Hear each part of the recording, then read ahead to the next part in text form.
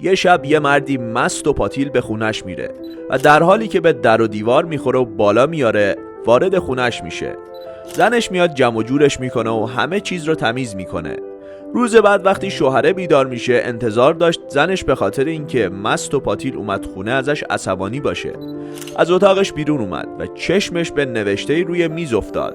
روش نوشته بود: عزیزم، امروز صبحونه مورد علاقت رو درست کردم که روی میزه.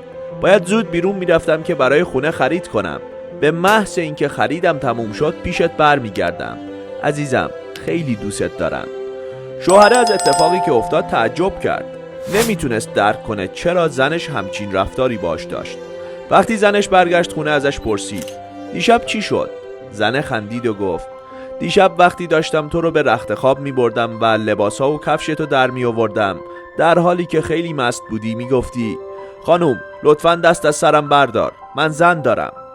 همیشه یادتون باشه عشق و بخشش این قدرت رو دارن که حتی بدترین لحظات رو دوباره بسازن.